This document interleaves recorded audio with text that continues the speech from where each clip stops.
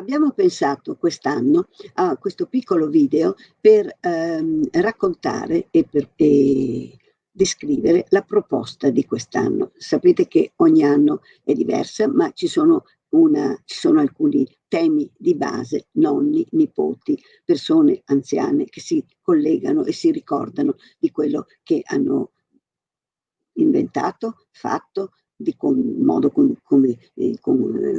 modo come si sono divertiti con i loro nipoti, ma anche dal punto di vista di loro quando erano bambini, nipoti, nonni, tutto questo collegamento che ci sta molto a cuore. Non dividiamo le generazioni, mettiamole insieme, non raccontiamo che cosa le unisce.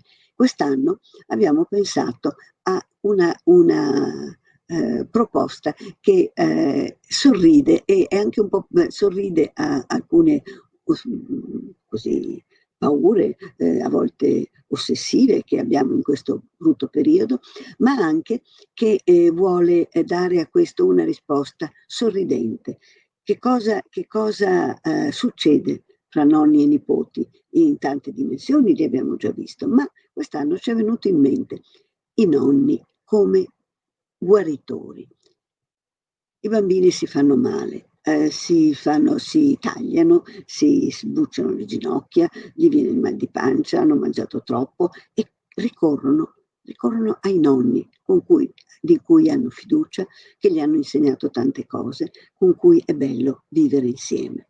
E allora il titolo viene ad essere questo: I miracolosi rimedi dei nonni.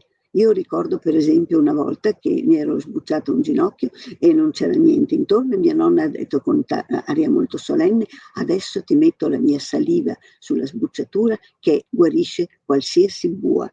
E in effetti io ne ero convinta e nella mia testa sono guarita subito. Il titolo sarà I miracolosi rimedi dei nonni. Storie di gravissime bue. La parola bua è universale e come sapete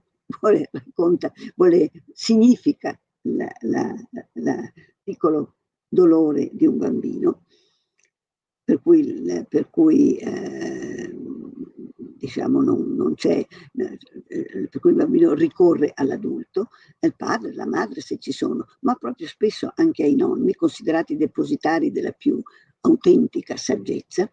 E quindi i miracolosi rimedi dei nonni, storie di gravissime bue e di sorprendenti guarigioni. E questo, quella volta la mia fu proprio sorprendente, e tante altre saranno da raccontare, e io credo che questa proposta possa essere proprio una divertente esorcismo verso le paure di oggi, le ansie che un pochino ci tormentano, ricorrendo all'arma più bella di tutte, che è l'arma del sorriso e della autentica ironia, dell'autentico divertimento.